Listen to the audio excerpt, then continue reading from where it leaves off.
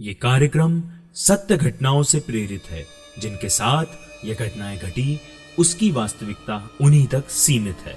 भूत प्रेतों के होने पर ये चैनल कोई दावा नहीं करता है और ना ही उनका प्रोत्साहन करता है। पाली बाजार के कोतवाली में रात के करीब 2:30 बजे एक फोन कॉल आया।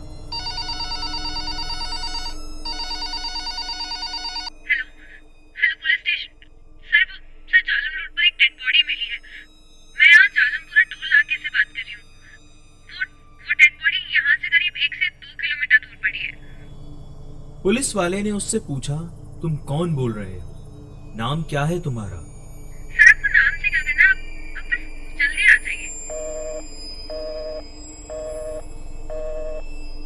नमस्कार दोस्तों, आप सुन रहे हैं द हॉरर शो।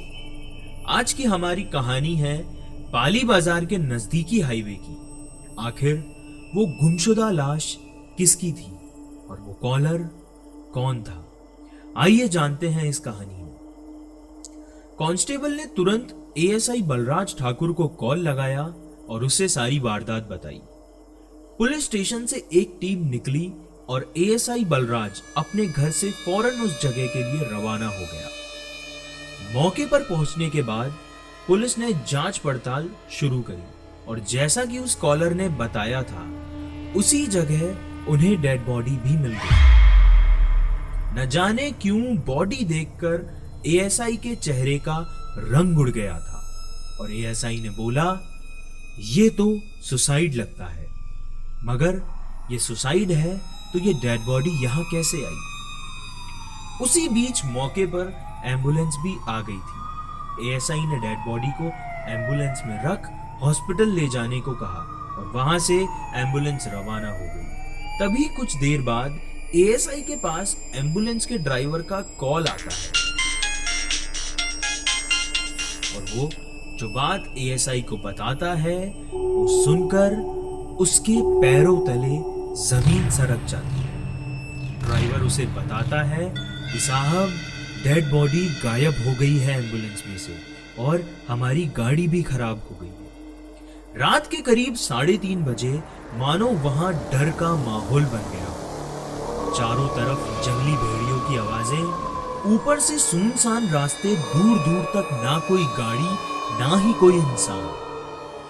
बलराज और उसकी टीम घोर चिंता में पड़ गए थे कि आखिर डेड बॉडी कहां गायब हो गई। वो लोग फौरन एम्बुलेंस के लिए निकले और उन्होंने वहां जाकर देखा तो वहां डेड बॉडी नहीं थी। एएसआई के मन में सवाल बढ़ते जा रहे थे कि आखिर ये सब हो क्या रहा है। ऊपर से वो अंधेरी काली रात उस पूरी वारदात को और भी डरावना बना रही है।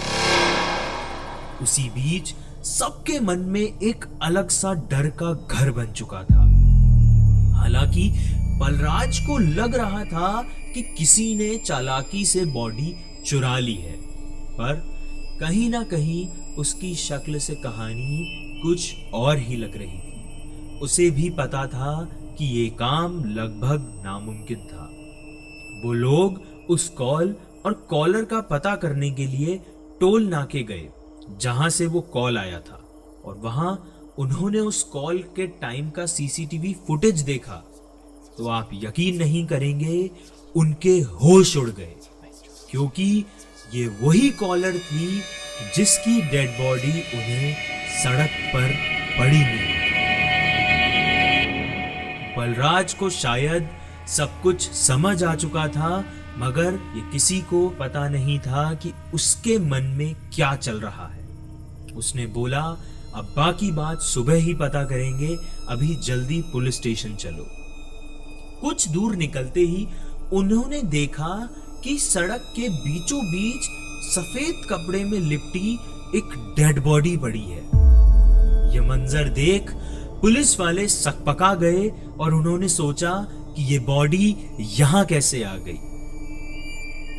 तभी कांस्टेबल राम सिंह बोलता है, ये तो वही औरत है जिसके पति को फेक एनकाउंटर में अभी पिछले ही हफ्ते मारा था।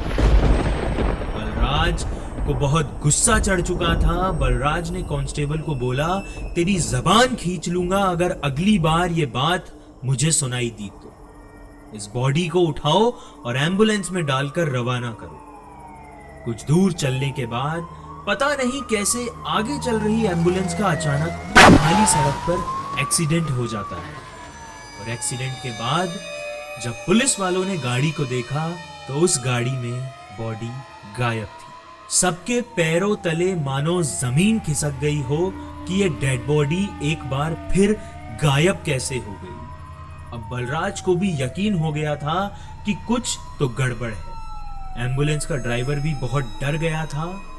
पुलिस ने उसे अपनी गाड़ी में बैठाया और वहां से रवाना हुआ।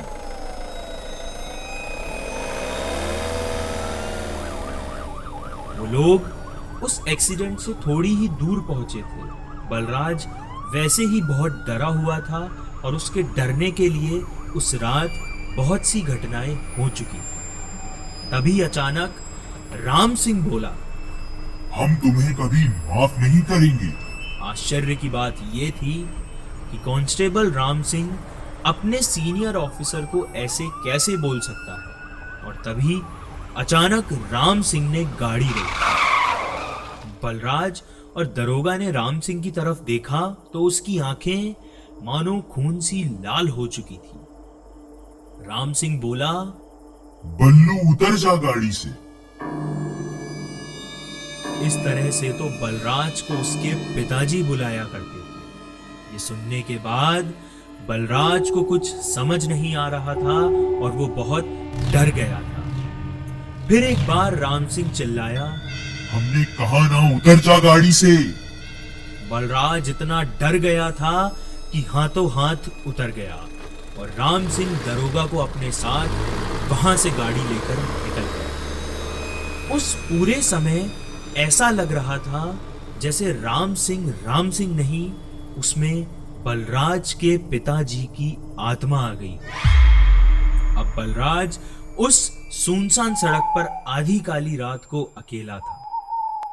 बलराज को डेड बॉडी से ज्यादा अब राम सिंह का डर लग रहा था, क्योंकि उसके पिताजी की मौत तो 5 साल पहले ही हो चुकी थी।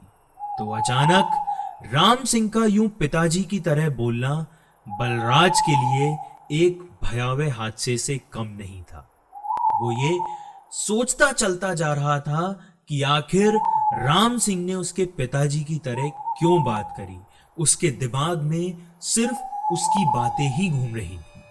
वो डरा सहमा पुलिस स्टेशन के लिए चलता जा रहा था और अचानक रोड पर लाइट्स चालू बंद होने लगी और फिर पूरी तरह बंद। अंधेरी काली रात थी और अब हवाएं भी चलने लगी थी। ये सब बातें कुछ बहुत बड़ी अनहोनी के होने का संकेत दे रही थी। बलराज को लगा उसके पीछे कोई चल रहा है, पर पीछे तो कोई नहीं था। वो डर कर भागने लगता है।